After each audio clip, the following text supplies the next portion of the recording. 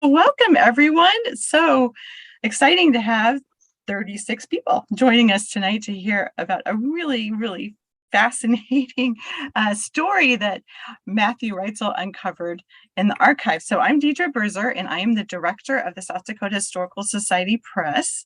And one of the things I do, I'm also the director of research and publishing office of the South Dakota State Historical Society. And so that is the publisher of the journal South Dakota History, which you see pictured on the screen. We are in our 53rd year, which is really exciting. And I'll talk a little bit more about the journal in just a moment. I'm going to do a few more introductions. So we have with us Catherine Forsch, who is the CEO of the South Dakota Historical Society Foundation, and they, along with my office, run this History Talks program, and they take care of all of the registrations, and it's a great partnership. And we have somebody come talk to us once a month. Sometimes they're authors of press books. Sometimes they're authors of books that are about South Dakota that are not SDHS press books. And sometimes there are our very own staff members like Matthew Reitzel. Matthew is a manuscripts and photo archivist at the South Dakota State Archives, and he has been there for 18 years. It goes by in like the flick of an eye. Before you know it, it's been 18 years. And of the many collections that have come across his desk, he's going to tell us about one that when he saw it, thought this would be a really fun story to tell in the journal. And so he worked with one of our past managing editors who's gone on to the Montana Historical Society, Cody Ewert, and they put together just a phenomenal issue last fall. Hopefully many of you have it. So it's Earl Neller and 6 children hitchhiking across South Dakota in 1933. And I'm not going to say anything more about that because Matthew has all of the stories to tell, but 850 miles. So just leave that little impression in your mind.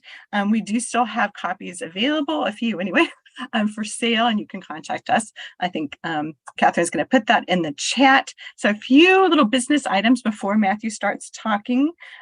Please make sure you're muted. And you can turn off your video if you want to. So we can just focus on Matthew and his great PowerPoint presentation for us. And when his presentation is finished, we have an opportunity for asking him some questions. Since we have almost 40 people on this, I'm going to ask you to put those questions in the chat. So if you will type them into the chat, and then I will convey them to Matthew so he doesn't have to be scanning through the chat looking for questions. And I'll try really hard to scroll through and get them all until 8 o'clock.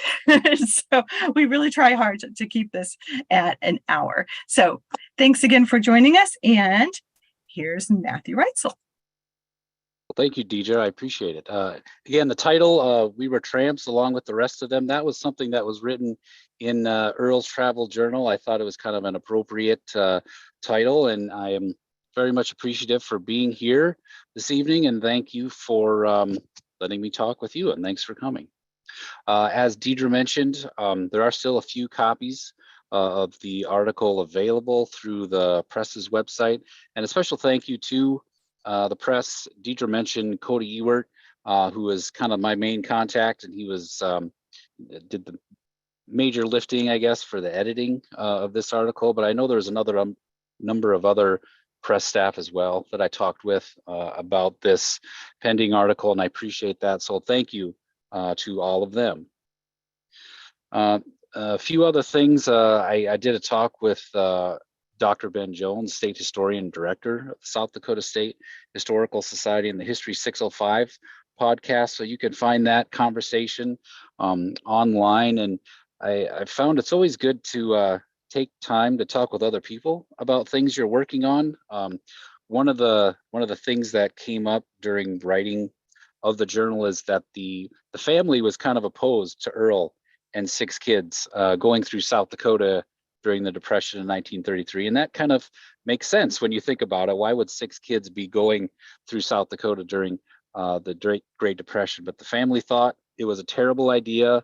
You know, what would happen if a kid got sick or hurt? And they were kind of thinking, why are you doing this? And to paraphrase Dr. Jones, when we were talking about it concerning the children, their perceived weakness was their greatest strength, because people helped them. And so that is very true. The thinking is that, oh, they're kids, something's going to happen. But since they were children, they got more help than they would have otherwise. There was one story where one of the boys, Virgil, kind of sat down and leaned his head back against a tree, and a car came to a stop. And these two women got out and were wondering if he was okay or not. And Earl's like, no, it's fine. He's okay. There was another story where they stopped at a farmhouse for the night, and the woman who was there said they could stay outside, and she even offered to go and get groceries for the group. So she took some of Earl's money and got a grocery list and went and bought groceries for them. So the fact that they were children actually helped them out quite a bit. Also, the South Dakota Accessible Library Services, this is through the state library. It formerly called the Braille and Talking Library Service. I worked with Josh Easter at the South Dakota State Library to put together an audio version of this article. So if you know someone who qualifies to receive services through the South Dakota Accessible Library Services, you can listen to me talk for 2 hours and 50 minutes reading the journal, which was kind of a very humbling experience. The thinking is you just read something out loud and record it, and it's easy to do. It actually takes quite a bit of time, but I'm thankful for Josh to make that accessible as well. And as always, if you are a member of the State Historical Society, you would receive this article last year in the quarterly. And there's always, it is a good time if you're not a member to become a member of the State Historical Society. We have a lot going on with the renovations of the Cultural Heritage Center. The 250th anniversary of the United States is coming up here as well. So there's a lot of history stuff going on. So yeah. So I'm just going to give kind of a brief overview of what I'll talk about tonight. Earl Neller and the children, kind of explain them a little bit, a quick overview of their trip, how this journal eventually got to the South Dakota State Archives, a little bit of the South Dakota history that you find in the 1930s within this journal, and then some excerpt. I'm going to read some excerpts from the travel journal itself. And with that, so I'm going to read here the introduction to the article. At the height of the Great Depression in the summer of 1933, Earl Neller and 6 children tramped, hitchhiked, and railroaded some 850 miles across the Dakotas over 27 days.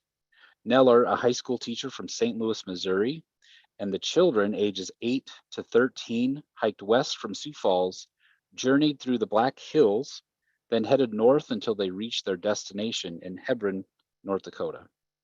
Along the way, they encountered a menagerie characters: an old man with a loud whistle, a little lady with a sweet voice, a big fat man in his red truck, a newspaper reporter, a man who looked like a wrestler, migrant workers in a railroad car, civilian conservation corps workers, a black-haired mountaineer and his wolf-like dog, both real-life and jolly cowboys, war veterans, one of Uncle Sam's forest rangers, a man with a big sombrero, a skilled fisherman, an old man with a limp who promoted a cave tour, a night watchman with a deep-toned voice, and 2 women who provided a captivating history of the Western Dakotas.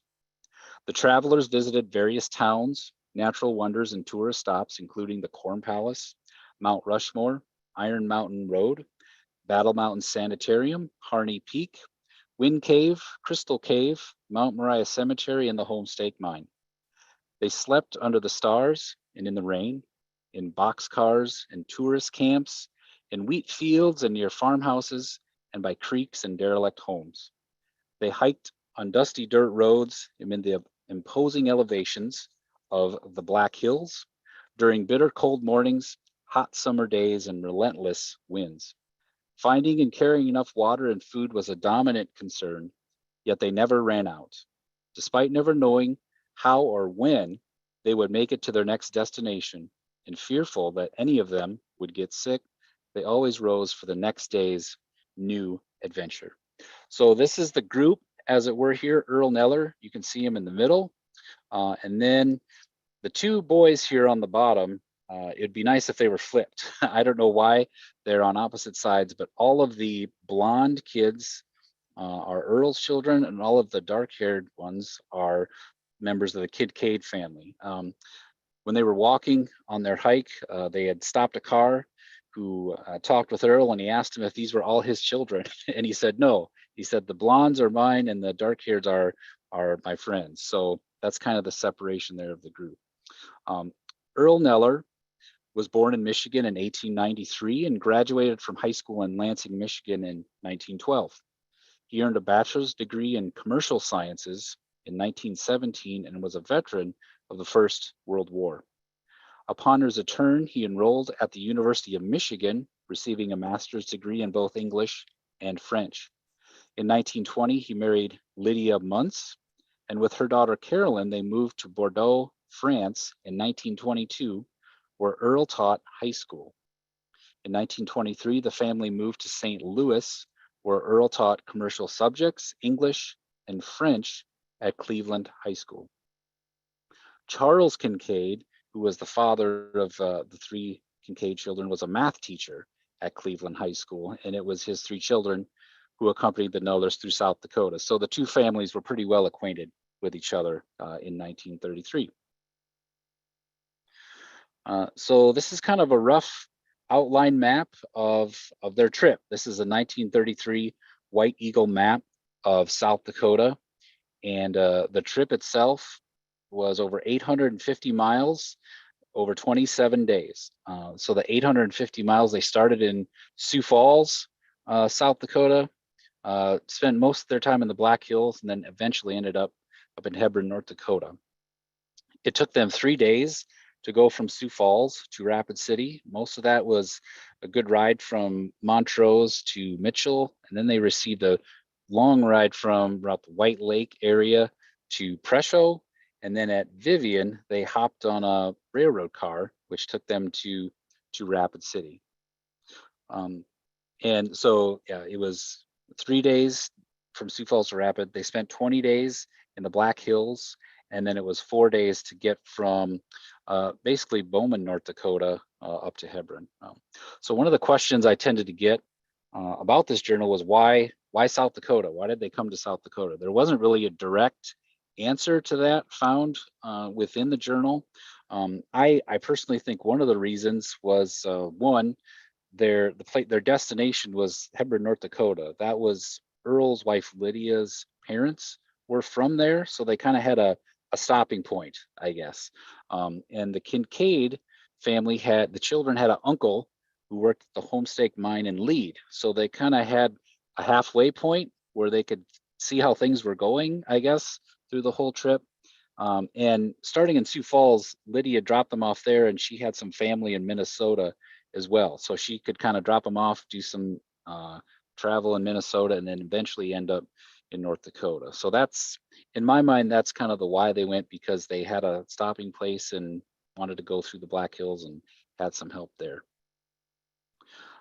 So this is an image on the right of Earl's travel journal. In June of 2020, I received an email from the daughter of one of the oldest Neller girls, and the way she got in contact with me is she had an acquaintance of hers who was working on a book, and she had gotten images from us here at the state archives, and then she talked with this woman and said, I have this journal. It's more about South Dakota than it is about Missouri. So what should I do with it? And the woman said, hey, you should contact Matthew Reitzel. And she was correct. I was the person to get in touch with. We were happy to do that. And it's kind of interesting because it's a history of South Dakota by non-South Dakotans. They were all from Missouri. They just decided to go on this trip, and they were kind of recording all of their experiences through this travel journal. And one of the ways they did that is Earl and all of the children had their own diaries. Within the travel journal, there's times where, Earl will make reference to, we stopped for the day, the kids play card, they wrote in their journals, and things like that. And then also within this page, you can see here on the right, it has Elaine's account of the same day. So within Earl's travel journal, he also included the stories that the children had, which I thought was very thoughtful of him, and it was very good historically because there were a few incidences where the kids recorded something in their diaries that Earl didn't mention. The one example is when they were in Keystone, the two older girls went swimming with two girls from Keystone, and in Earl's travel journal it just said the girls went swimming with some high school kids. Well, in one of the girls' diary, they mentioned their names. So the names of the kids they went swimming with in Keystone were in there. And then there was another example up in North Dakota where Earl had just said, we got a ride from this town to the next town. And then in one of the kids' diaries, it mentioned while we were getting a ride, we picked up another hitchhiker and they were talking with them. So there's good things within those diaries and the kids' diaries as well. And when I've been putting this presentation together, I came to the conclusion that there were five important things that kind of needed to happen in order for me to be talking to you this evening about this travel journal. So the first thing is that this trip happened. In 1933, during the Great Depression, a teacher from Missouri decided, let's go through South Dakota with 6 kids and end up in Nebraska. So just the thought of that in itself is kind of an amazing thing. So the trip had to happen. Second, there had to be some kind of notation made of this trip happening, and we see that with this travel journal. Once they were all done, they got back to St. Louis. Earl typed up this travel journal with all of their experiences of their trip through South Dakota. The third thing is that the travel journal itself survived this long. So he wrote it in 1933. The trip was in 33. It was donated to the South Dakota State Archives in 2020. So the family had held onto it for that long, knowing its importance to history. And then, like I said, it had to be donated. I would strongly encourage anybody who's thinking that I should donate something to the State Historical Society or a local historical society or a university archives or museum or anything like that. If you're thinking I should do that one day, you should do it today. I get a lot of contact from people who, they knew it was their dad's or an uncle or aunt or something. They knew it was important, but they passed away, and they just bring a box of stuff and say, I don't know what this is, but here you go. They thought it was important. It's better if people are making donations to any historical society that they get that historic context from the person who knows the most about it, because eventually it'll be passed on to someone who doesn't have a clue what any of that stuff is. So if you're thinking to donate something, do it as soon as possible. And then this is another page at the left of the travel journal. Kind of the process of how it works, where we get things at the state archives, we're contacted by individuals, and then we kind of judge our interest, I guess, in the materials. We ask ourselves a lot of questions, is this South Dakota related? You wouldn't think we would have to answer that question, but sometimes we do. Is it South Dakota history that's coming our way? Is this something that we already have?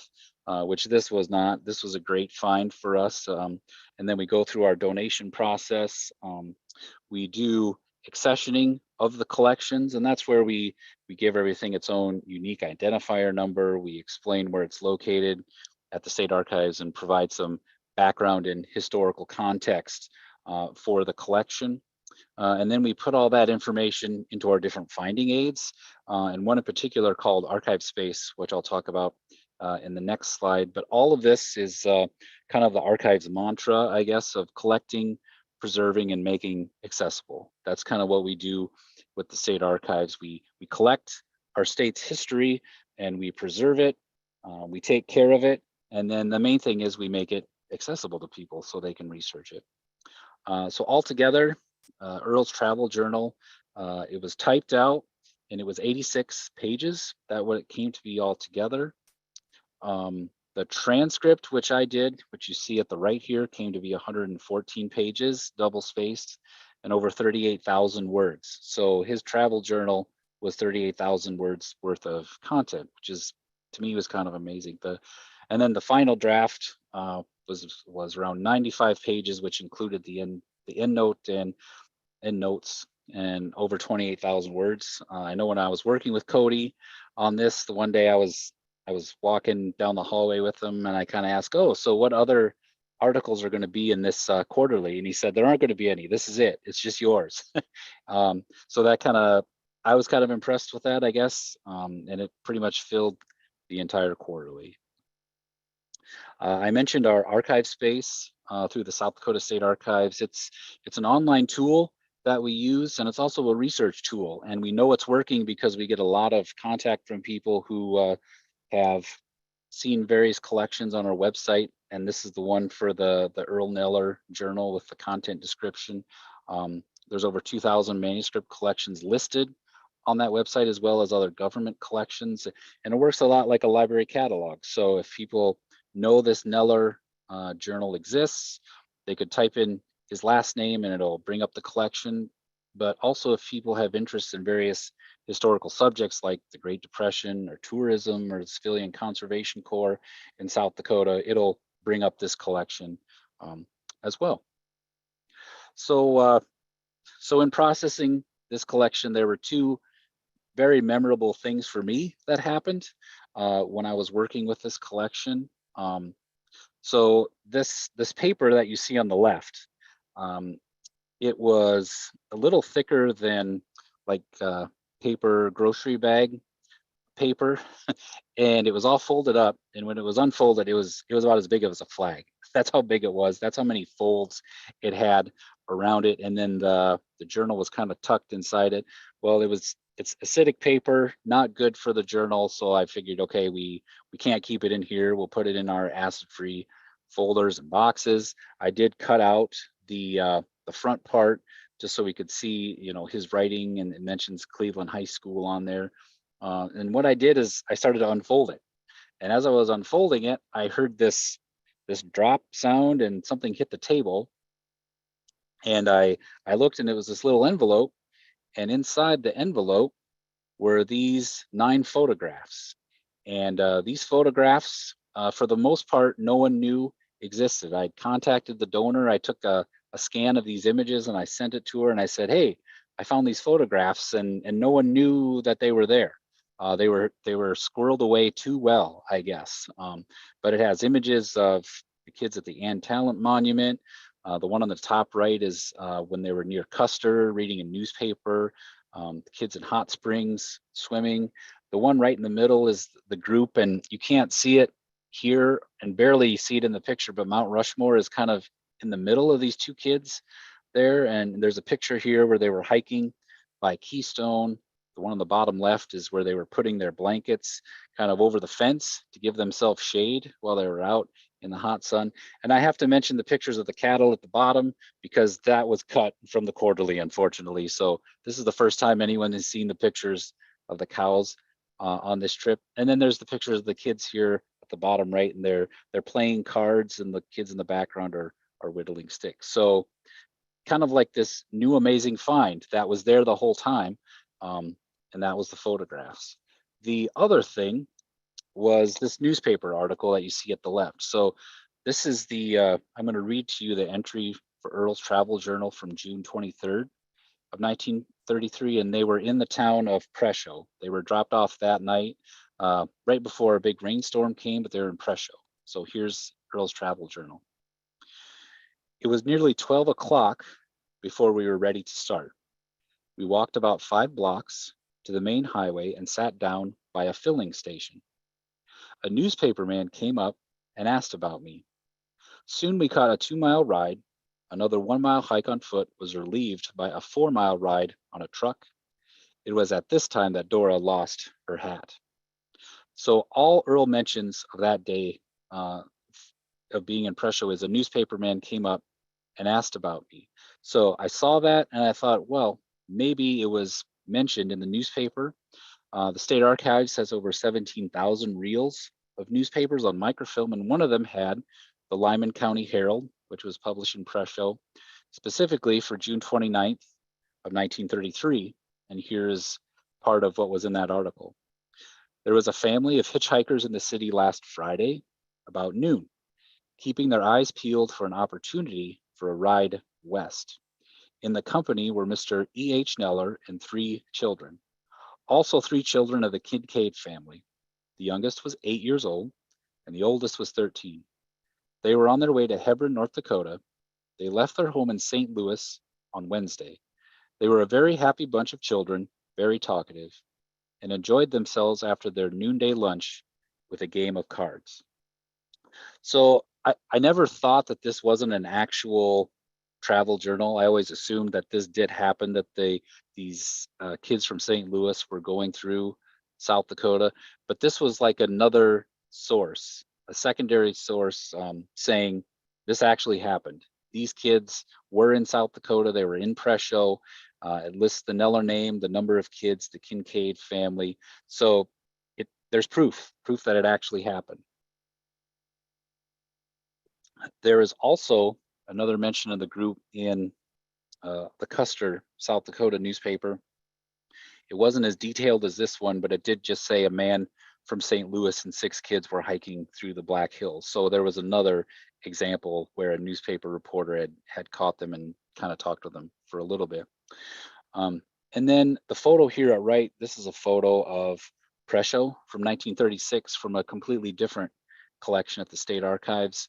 I knew we had other images from the 1930s throughout the state that would correspond with Earl's travel journal. And Earl and this group weren't the only people who went through or passed through South Dakota and recorded some of its history. So we have photo albums, scrapbooks, other material that people traveling through the state collected, and then it got donated to the state archives. So we had the travel journal, we had the photos of the kids, and I know we had photos that represent parts of South Dakota in the state archives. And very fortunate that the press decided to do this, and I very much appreciate it. One of the things that is covered in this travel journal are scenes that we would call familiar scenes from the Great Depression in the 1930s. And the 3 that are kind of represented here are grasshoppers and drought, civilian conservation corps workers, and then also migrant workers and the migration that is happening in South Dakota at this time. So again, this is a part of the travel journal that Earl wrote, and it was when they just got a stock truck ride near White Lake that would take them all the way to Presho. So this is Earl writing in his travel journal. Through White Lake, Kimball, Puckwana, Chamberlain, Oklahoma, Reliance, Kennebec to Presho, we flew. The crops along the way were burned up badly by the sun and wind. Grasshoppers jumped everywhere in some places. The radiators of the cars that we met were covered with them, and the windshields were spotted from hitting them. The wheat did not seem to be more than 6 or 8 inches high, yet it was ripening. The heat and drought of the past few weeks would let nothing grow. Cattle had been turned in on some of the crops. Many trees were dead at the tops and outer branches owing to previous hailstorms. It reminded one of an old war-shelled forest in France. So this is just an example of things you would think of during the drought in South Dakota in the 1930s, and it was recorded in his journal. The other thing was the Civilian Conservation Corps, and I think there were CC workers as thick as grasshoppers out in the hills during the 30s. When they're out in the Black Hills, they're running into CC workers all the time. They're getting rides from trucks. They're going to and through camps. They're meeting CCC workers. They're just all over in the Black Hills. And then the other example is the migrant workers. So they had found their way to Vivian, South Dakota, and they were trying to debate if they should spend the night there. It was starting to storm, so they were wondering where they should kind of spend the night in case it starts to rain. And then the journal continues. Suddenly, there was a very loud whistle, and a freight train with many empty cattle cars pulled into the station. On went our packs, our stove, everything we had. Other hikers assisted us too. One old bum offered to help, and I told him that I could manage my own affairs. There were 8 men in the same cattle car with us. They were surprised to see one man with so many children. There was about 40 men on the train.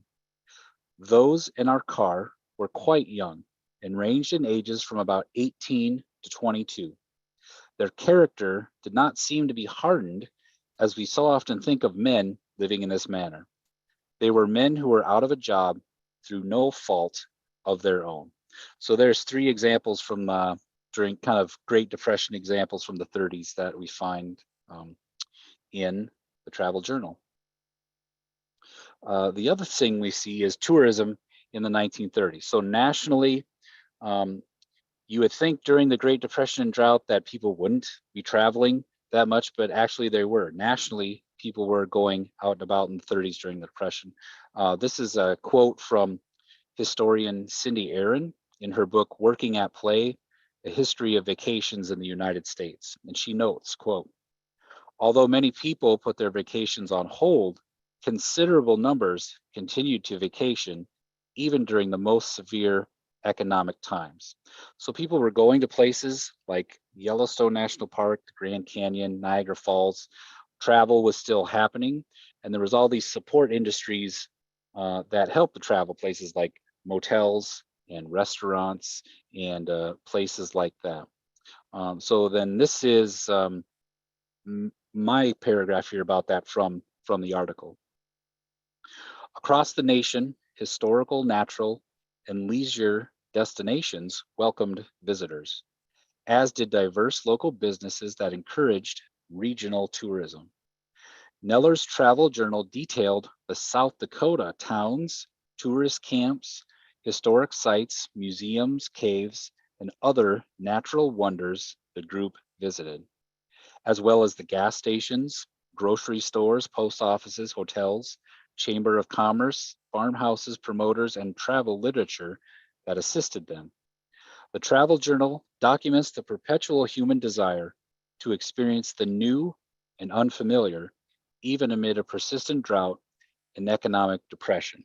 So Earl is and the children are part of that larger national trend of people going out, going to different places, particularly natural places. I would think in the Black Hills would be a perfect place to go. Another thing within the journal is this tourism literature that you find in the 1930s. So there's all these places to stop, and all of them have these brochures and things for people to pick up. And it's kind of interesting when you read through the travel journal, kind of the paragraph I mentioned before, where it said, you know, we walked, we hiked, we got a ride, we stopped. It kind of mentioned that, and then it changes to something like this. So this is a from a pamphlet about Mount Rushmore that Earl copied in his journal. Dwarfing the Sphinx or the pyramids or any of the other ancient wonders that from time immemorial man has used as a basis, a comparison are the heads of Washington, Jefferson, Lincoln, and Roosevelt, which when completed will stand on Mount Rushmore for millions of years to come as a memorial to the principles on which our country was founded and on which it has existed. So obviously that was not Earl writing, but it's information he found in these travel journals, and they found some for Wind Cave and other stops along the way, which were represented in the travel journal.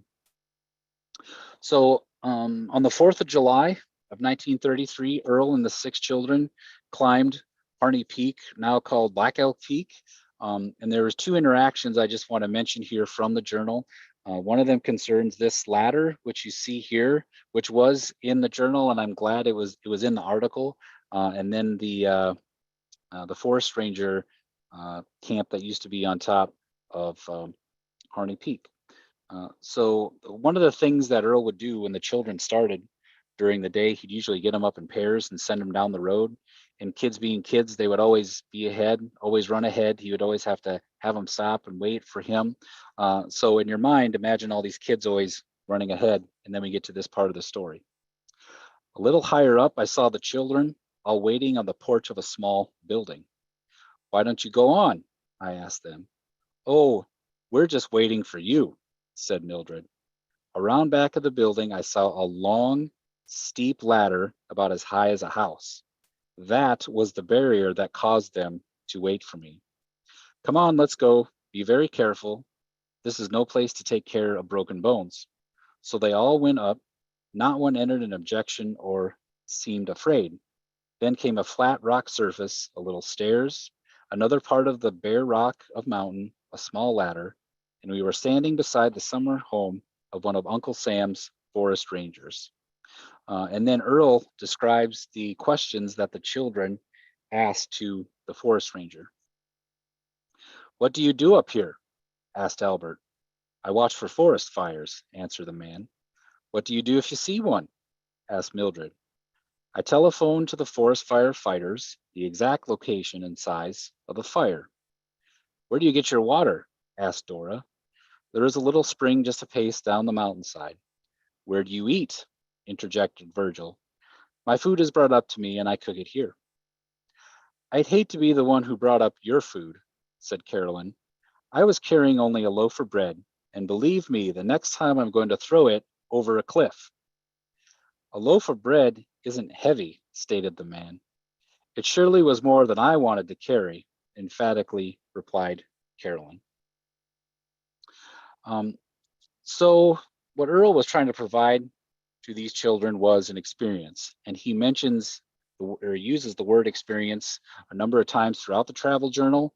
There's three examples of it. One, when they're with the migrant workers. A second, when one of the girls, Elaine, was sick at Hill City. And then once they got a trip from the doctor's wife up to Bowman, North Dakota. So again, this is from the article. Earl Neller left St. Louis in mid-June 1933, hoping to provide 6 children an experience they would never forget. The summer of their trip, found in Earl's travel journal, referenced the struggles and hardships the children went through, but it also detailed uplifting experiences and friendly interactions with countless individuals. Earl noted the cattle car ride through western South Dakota, accompanied by a group of young migrant workers, as a, quote, priceless experience. A sick Elaine being in the right place at the right time resulted in the group getting a lift from Hill City to Rapid City. Earl remarked of the incident, quote, "Little experiences like this have already taught the children some valuable lessons. Minutes are precious sometimes." Similarly, when the doctor's wife felt guilty about leaving them in, quote, "an unmerciful place a mile past Bowman," Earl remarked that the group was, quote, "doing this for the experience we can get out of it." And then what I'm going to end on here this evening is concerning 2 of the children, Carolyn at the left here, and Elaine Neller. Both of them, Carolyn in the 1980s and Elaine in the 2020s, made copies of the travel journal and they each gave kind of introductions for their family. And this is the one of Caroline, again from the 1980s, for the copies, the introduction she gave to the family copies. "I am bemused by my rereading it. In 1933, the country was still in the depths of a terrible depression. And yet, when I think back to that summer, it was without a doubt the most conflict-free time of my entire childhood. In part, it was because Earl was a natural teacher with a good deal of curiosity and imagination. I can still recall the letters and cards from both Lydia and Earl's relatives flying back and forth in the months before the trip. The message in most was that Earl was crazy and irresponsible and would end up killing kids from both families with his harebrained schemes. Dora taught me to play Honeymoon Bridge, and we played it incessantly. I still think a good meal would be a loaf of bread cut into 7 hunks with canned beans or fruit on top. We also learned the parts of the brain as we hiked, and one of our favorite ways of teasing was to say, "Your medulla oblongata must be in your feet." And then this is Elaine's introduction to her copies as well. "This is a historic log of an enterprising young man with a dream, a man who braved all sorts of hardships to give 6 children the trip of a lifetime, leading them on a long, difficult hiking, hitchhiking, and freight train boxcar trip through the Black Hills and Badlands of South Dakota in 1933. An adventure like this would be out of the question today. But Earl Neller, age 39 at the time, in spite of a monstrous depression, wanted his 3 children and 3 of their friends to experience the trials and thrills of this trip as a building block for their education. How many young men do you know who have the boldness to do this today? We know that the value of this experience for the young children, and yes, also Earl, cannot be measured. So thank you for taking the time for coming to this presentation, and I will hand it back to Deidre. Thank you. And thank you, Matthew. Wow, I have so many questions. I'm going to let you all ask questions because I could talk to Matthew all the time. Not as often as I'd like to, since we're in different buildings right now. So what I'd like you to do, because we have 41 people, is to go into the chat. So on my screen, it's in the middle of the bottom and it says chat. And there are two things waiting there. And if you'll type out your question, then I will field those to Matthew. And I want to point out that we are joined by Earl Neller's granddaughter, Elaine Neller's daughter, Barbara Shield, who's waving. You all see her there. And I know that because she put that in the chat. So thank you for pointing that out, Barbara. And I don't know if Barbara's the one who engineered all the donor, the donation and made this happen, but no, somebody else. It's my cousin. Okay, well, thank you to your cousin. Caroline's daughter, Lois Quilligan, who should also be on. I think she's on. Okay. Hi, Lois, if you're here. All right, so I'm going to look at the chat and see what we can do this. All right, how many nights did they sleep outdoors versus indoors? That is a great question. I don't know if I could give you an exact number. I would say vast majority of them were. They were outside most nights. The one night where they took the train from Fresher to Rapid City, I don't know if that counts as inside or outside, but for most of the part, they were sleeping outdoors. And yeah, as I think about it, I can't think of, they never spent that, well, let me take that back. Some of them spent the night at the doctor's house in Lead. When they were in Lead, they did stay at a tourist camp. When they were in Presho, they did stay, there was another tourist camp they stayed of. So I could maybe count a handful of times where they were sleeping inside, I guess, but for the most part, they were outdoors. And the tourist camps were not just places to camp. They were actually places where they could go inside. Like an actual building that had a roof on it. They also stayed in one in Hill City, but in his describing of it, there was like the roof, and then the top half of the walls were all open, so it wasn't like a really enclosed place, but it was for tourists to stay. There was like fireplaces and things like that were there, so they were mostly outside.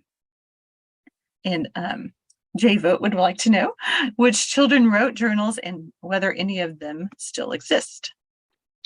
As far as we know, there aren't any of the diaries, Earl's or the children's that still exist. I think every child at least has one reference where a part of their journal is recorded. I don't know exactly how many number-wise were in the journal, but usually there was a good paragraph, and I think he would pick one kid from a certain day, and they would be included in there. The older girls were kind of better, the ones that were 12 and 13 at writing what I would call good entries in the diary. You know, like I said, they explained the girls' names in Keystone who were there, but there's a few with the boys where it's 8-year-old boys writing stuff, and you cannot kind of imagine how that went. But like I said, it's kind of amazing that he thought, I need to include what they were thinking and what they were going through the travel journal, but the majority of it is Earl's writing. And any idea how much money they spent on the trip? There isn't any reference to how much. When they were in that cattle car ride, Earl mentioned that he would always check his pocket because he had a big wad of cash that he walked, so he just had cash with him. There's no reference to how much they started with. But they were always purchasing, especially like canned goods and bread and fruit as they were traveling across the way. When they were in the hills, there was a little conversation about the different costs of canned fruit at different spots. Like it was cheaper here compared to another space. They did have to pay also to go through like Wind Cave and Crystal Cave, and it might have given the cost for that, but you couldn't like add up how much they spent through the whole trip. And they had to, like the one reference I made, one of the kids lost a hat. Earl also made a reference to they were always losing things, so they probably had to buy new hats and shoelaces and things like that as they were hiking through. But there's no definitive here how much I spent. And then there was the box of rocks that they mailed home. Yes, yep. They kind of became rock hounds, and they picked up a bunch of rocks. And Earl mentions he'd feel bad if he just had them dump them out somewhere. So they found an orange crate and mailed it off to home with their rocks. So yeah.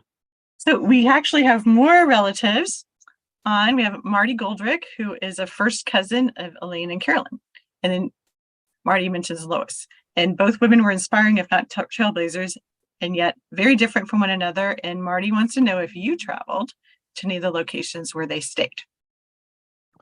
I've been to Mount Rushmore, I guess. I've been in certain places that they've been to. We were at Belle Fourche, I guess, this summer for a little bit, but I haven't personally traveled the road they took, I guess. Technically, I've been on the interstate, I guess, which would have gone down the same path, I guess, from say Mitchell to Presho, I guess, but I haven't like stopped at certain places, and I should.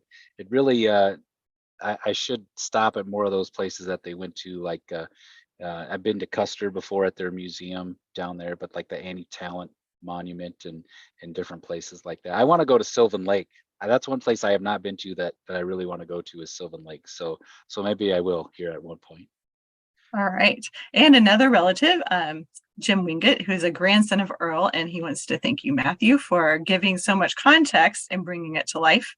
So he wonders if there was any particular piece of information in the journal that, Matthew, that you found new or novel.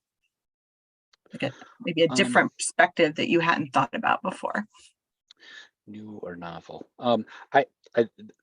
Like I mentioned in this talk, finding the reference in the newspaper, that was the biggest kind of mind-blowing thing, I guess, I had. I hope I didn't swear out loud when I was looking at the microfilm reader at the state archives. But that was really amazing for me. One of the and I'm hearkening back, I guess, to one of my college professors at Oklahoma State who made the comment, during the Great Depression, 1 out of 4 people were unemployed, which was true, and wasn't good. But that also means that 3 out of 4 people were employed during the Depression. And you see all kinds of, the people who were working at the grocery stores, all of the farmers hauling their cattle and stock trucks, and there was a milkman, and there was a gas truck, and there was a security guard at the flower plant in Sturgis, people working at the museums and like Deadwood, and the tourist camps and all the cave tours they went to. So there were examples of, people working, people who were gainfully employed at certain places, which, I mean, I think I was probably aware of, but you see it as they're talking to different people. And there was a policeman in Rapid City, and there was an old man. The old man with the limp was promoting a cave. I think it might have been Wonderland Cave, I guess. So there were people who were employed at this time doing various jobs. So it's interesting to have that slice of daily life and say, there's a lot of hardship going on, but there's also, in some ways, the economy is continuing. Yeah. So and I guess I would also add with the food, they had a lot of canned food, canned spaghetti and canned beans and canned fruit. I mean, they kind of lived on canned stuff, and obviously there was canned food at that time, but that was interesting for me, I guess. So. Yeah, and also to me, how often they would just go up to farms and see if they could buy eggs and milk, and it was like, wow. And the farmers did that. I mean, they sold them things. So. Yep. They bought eggs and milk from farmers. Sometimes the farmers would just give them milk for free. There's one, Earl made one mention of a big sign kind of in this house that said, no solicitors, no trespassing. And they went up to the house, and the guy was there and he was like, oh yeah, come get some water. And yeah, we have some milk and stuff. You can hang out here. And again, I think that gets back to that whole people seeing all these kids and thinking, hey, we got to help these guys out. So there's a question about, do we know monetary resources, since we're talking about money, and I'm not totally sure, Alan, but maybe he's asking, do they bring cash? Yeah. I assume that's what they did. There's a few, he just had a big wad of bills and he just kept it in his pocket. And there were, the one reference I remember was when they were in the cattle car, and he said he'd always be sure to check his pocket to make sure his cash was still there. So he had money. And you mentioned mailing the crate, that cost 60 cents to mail, I think, or something like that. So they were using cash and they would buy they'd buy postcards and then mail off postcards to different people. So you do find references of money being spent. It doesn't always give the amounts, unfortunately. So here's a fun question. Do you think they wore out some shoes? And how many? Yeah. I think so. There are a lot of references to blistered feet and sore shoulders. I can't recall them saying they bought new shoes while they were there, but it was very tough. I think the first few days for them, as it would be for anybody, where you're used to driving in a car and not having to walk far, and all of a sudden you're hitchhiking and tramping through South Dakota. So right. And carrying a lot of gear. So if I remember correctly, Earl was carrying about 50 pounds of gear, and the kids were all carrying things as well. So that loaf of bread was probably not very much compared to what she was normally carrying. And that is why they mailed off those rocks, like you said, because he started to figure, we're hauling all these rocks around, and we need to get rid of them. And once they mailed off the rocks, then they went and bought more canned food. And they could tell there were times in the trip where they could make it from point A to point B and be okay, but they knew, like, in certain parts out in the hills, like, they couldn't just start walking without any food because there would be no place to find any. So they had to be a little strategic about where they were going and how much food to take with them. So that leads to another kind of strategic question. Laundry. Do they have downtime for bathing and for laundry? Yep, there's references to they would stop and wash their clothes and bathe. Most of that happened. You find more references to that out in the Black Hills. And I think they got to the point where they realized there was just more water for them to find in the hills. And that's where a lot of those bathing and cleaning clothes happens. There's a number of references because when they were driving in the trucks and the cars, most of the roads were gravel roads. So they were all dusty and they're all like washing up before they eat. And it was hard for Earl to get the younger boys, again, especially, to get clean, because they would just get wet hands and wipe their face and like, oh, I'm done. And it's like, no, you gotta get in there a little more. So in the hills, and when they got to the doctor's house, they all kind of cleaned up and took a bath when they were there. But I think that first few days through South Dakota, and then once they were going through western North Dakota, I think its water was a little harder to come by. They still found it, but they couldn't find it in abundance where they could jump in a stream or a lake or something like that, like they could in the hills. Yes, and we've got a comment from the pictures that it looks like everything's rolled up. Like they rolled up their clothing, their bedding, and carried it that way. And they had what he calls haversacks. It's just like bags where they would put their stuff in. You can kind of see it a little bit in some of these images here, but yeah, they'd carry their stuff wherever they went. They would roll it up, pack it up, and head out. Right. So here's a kind of a research kind of question. If you were able to relate the Nellers' route to the descriptions in the WPA Writer's Guide for South Dakota. I'm guessing you could. Some of the stops could be in there. I haven't personally, I guess, looked at that, but I know with the writer's guide, sometimes they kind of jump around to different parts of the state. So you might go in eastern South Dakota, but then you're in the Northeast, and then you'll be back in the hills or something like that. But I think a lot of those stops could be found in the writer's guide. Yeah. So Jim, who's one of the relatives, said he found it fascinating on occasions one or more of the younger children would get rides down the road while Earl and the rest followed on foot. Yeah. Yeah. Right. One, So you wouldn't let your kids do that today. no. Yeah. My brother works in law enforcement. I always think to ask him what would happen today if they got a call saying 6 kids and some guy were walking, down the highway, like how quickly someone would show up and ask them what's going on and things like that. But they would frequently, they got quite a few rides. Sometimes they could all hop into like a big truck and go together. Usually out in the hills, they would find people who were making shorter treks, or they would stop a car that was a coupe instead of like a sedan or a truck. So they knew they weren't going to fit in there. So a lot of times the younger kids in their bags would hop in and they just say, drop them 4 miles down the road and eventually we'll catch up with them. So there were times where they were split up and weren't all together. And one of the kids was actually, Albert was lost for a time, and they sent Virgil, the youngest, to go find him, and he did find him. He had fallen asleep, and he didn't hear him when they went by. But yeah, to me, that's another part too. Like if you were to get lost back then, I don't know how would they meet up again? It seems almost impossible with no cell phones. How did they function? I don't know. I think one of my favorite parts of the story is when you can just feel their weariness and the heat when they get into North Dakota and there's no shade and it's just hot, right? And no rain. And then when they kind of feel like it's over, like they just can't go another step, here comes mom. Yeah, I think the worst part of their trip was between Bowman, North Dakota and Dickinson, North Dakota. They were waking up at 4 a.m. and they would start walking when it was still cool outside.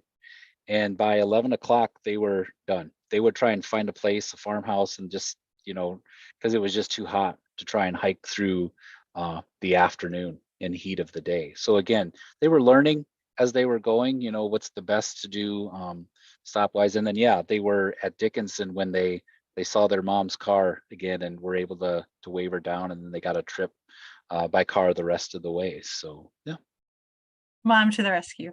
But they met some really fascinating people in North Dakota too, if I remember.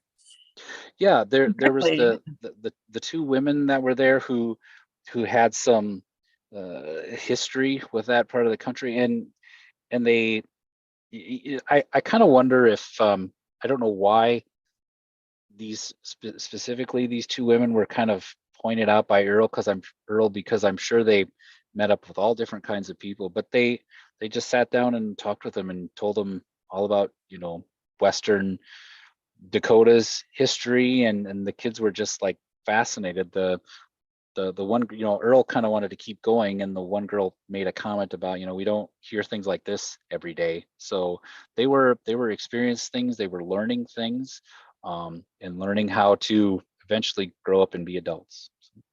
And that is a great place to end. We are right at almost at 8 o'clock here. And what a great presentation this has been.